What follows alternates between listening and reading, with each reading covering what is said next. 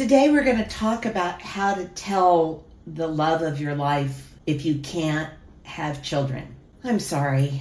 This is such a tough one. I've lived through it. I know. I promise you that by the end of this video, you'll at least know that other people have been through this. It's turned out to be a life-enhancing thing, even though I know you don't believe me, and everything can and will be good.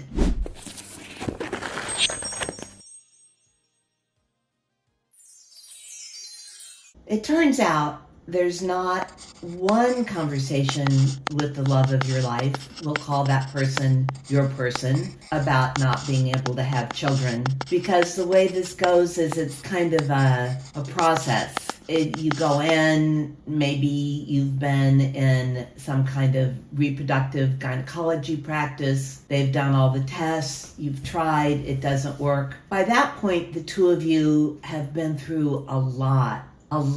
There have been all the shots, all the tests, all the waiting rooms. And so you've reached the point where you have to talk about alternatives together. That means there's not just one conversation with your partner, but there is a really important, critical, change your life conversation you need to have, and that's with yourself. And maybe that's even a series of conversations with yourself about what's going on and how you want to deal with it and choose a happy life. The first question, and this is one I spent a lot of time on myself, is do you want to be pregnant or do you want to be a parent? Those are two different things. If you've lost the ability to be pregnant for whatever reasons, let's say that your eggs aren't viable and you can't carry a child, and so someone else would have to donate eggs, you'd have to use a surrogate. For whatever reason, your body can't sustain a pregnancy. There are lots of reasons that could happen. That doesn't mean that you can't have children. That just means that you can't be pregnant. That's a loss, something to mourn. Although from the outside, I've had a lot of dear friends go through pregnancy, and sometimes that's not so much fun. So the first conversation with yourself is, what is it you're looking for? There's kind of a rom-com movie feeling about the majesty of being pregnant. If you can't, you and I won't experience that. And that turns out to be okay.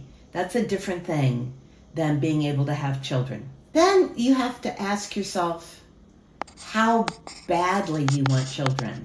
If you're not in a situation where you could get pregnant in the backseat of a car, if it's not going to be easy or accidental, then it has to be intentional and purposeful, and it could very well be expensive. It takes enormous resources to have a child. So the question is, how much do you want it versus how much do you think you want it? Do you want the child or do you want to be a mother? Again, that's two different questions. If you really want a child and you want a child because of what you can bring to a child, that's different than wanting to be a mother. Having a child is all about selflessness, and that starts with, is it really a baby I want? Would I want that baby if it turned out that the baby had not just little challenges, but enormous challenges?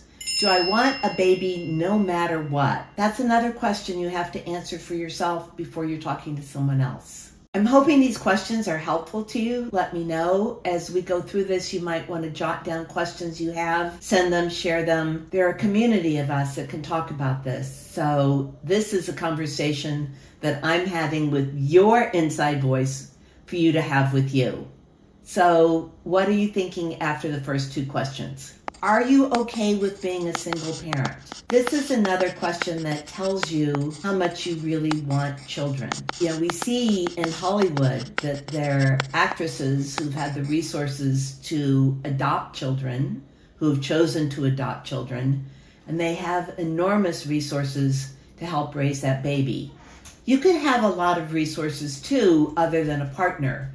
It may be that your mom would support you, or you live near family. You have a lot of siblings with kids who could help you raise your child. But think through, do you have the desire to be a single parent if that's the way it works out? Or is what you're thinking the fantasy that we all have of, mom and dad and the kids around the Christmas tree or celebrating Kwanzaa or lighting a menorah, whatever it is it the ideal, the old ideal of a nuclear family? Or do you have other resources you could bring to this if it turned out your partner chooses not to be there, or you choose for them not to be there for whatever reason? Look, I know how tough this is for you. One of the things that helped me and might help you would be to share your story. Everyone's story is a little bit different. Everyone has a different reason why they're going through this and what it's like for them to walk down this road. If you could trust me, if you could trust the community, share your story here or DM me. I'll get back to you. Somehow shame and sadness boil up when we force them inside. When we keep them locked inside, they hurt more. When we can speak our story, when we can own our story, then we can heal from that and we can get rid of some of the silly things we believe. My story is about a medical emergency, and it traumatized me so much that I started believing that it was all my fault, that somehow I had done this. That turns out to be a common thing that happens after trauma. Sharing trauma with other people who've been through things like you have can be helpful. I get why you might not want to do it publicly, like I am, but if you do want to share, my heart is open, and I suspect there are a lot of other people with open hearts ready to receive you as well. As you have this conversation with yourself or with your bestie or your sister or your brothers or anyone else who's really close to you, one of the things to think about is if you're comfortable being a single parent. That's important because when you partner with someone, before you have children, you think you have agreements. And then when you have children, things can still go a different way. I mean, you look at the divorce rate in the US and you look at the number of people who don't bother to get married, and you realize that as life changes and as people change, people can move on, and you might be left with your chosen child, however you've chosen to have a child, where you have primary responsibility. You may have primary caretaking responsibility and primary financial responsibility. That's a scenario to think about, not to scare yourself, but to think about, do I have sufficient resources to devote to a child? I'm guessing you probably do, but you'll be more comfortable if you know the answer to that before you get into the process and the paperwork of bringing a child into your life. However you do that, there's going to be a lot of other people asking you, and what are your plans? How are you going to support the child? Can you pay for daycare? Who's going to take care of the child during the day? Think about your resources and just imagine yourself as a single parent. Do you think you have a shot at doing that? A lot of moms do that and do it brilliantly. Are you confident that you're one of those? A question that I think matters enormously, that I wouldn't have thought was so important when I was younger, is, do you have family nearby? When you're young, it sort of feels like the best thing in the world to do is get as far away from your parents as possible. Or maybe I'm projecting. I certainly did. My brother did. We moved really far away. And then when they're kids, what you want is your family. I'm seeing that now in my extended family, where there are some great grandparents. And the grandparents are there when suddenly the baby's running a fever or a child needs to be picked up from school. I'm not saying to count on your family as babysitters, but who's close by who you could call in an emergency? There's also chosen family. You may have really dear friends. What I'm asking you is, are they physically close? Or should you be somewhere where they're physically close? Another question that ties to that is your partner willing to be connected to your family? If your partner and your family are allergic to each other, hey, that happens. It happens all the time. Think about what would that mean to your child in terms of having family to count on to take care of your little one. The last question is one that turned out not to be a question for me, but I've seen it in other people's lives. And that is, could you love your person's kids? Some of you are in your late 20s, 30s, and you're dating. And you may be dating people who have kids, which is really wonderful. When I met Pop-Pops, he had 2 kids. And it wasn't really a question for me. I met them, I looked in their eyes, and I fell in love. Other people I know have had a deep question of, I don't know if I can love these kids. You can hear it in the way people talk. Oh, they're brats, they're spoiled, they're awful, I can't stand them, yuck, I have them this weekend. That's a question for you to answer before you talk to your partner about not being able to have kids, because it says something about how you feel about involvement with the kids that are available to you and what your blended family is going to be like. Lots of us are going to have part of our life in blended families with kids from different families. Are you going to be okay with that? Can you accept it? It sort of gets down to something as basic as, can you choose to co-parent with your partner's ex? That is a big hurdle that you need to ask yourself about.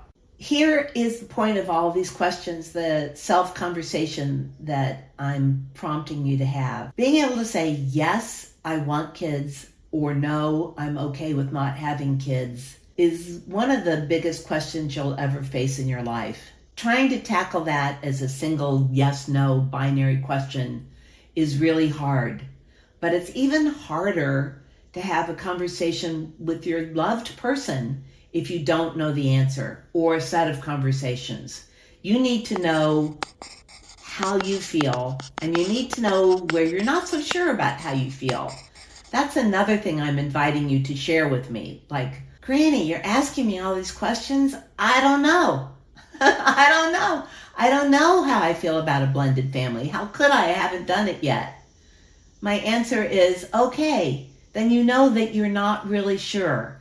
And those kinds of feelings are the ones that you want to share with the person you love. In my case, this is about sharing life lessons. With my first husband, once I couldn't have kids, I knew that was a deal breaker for him.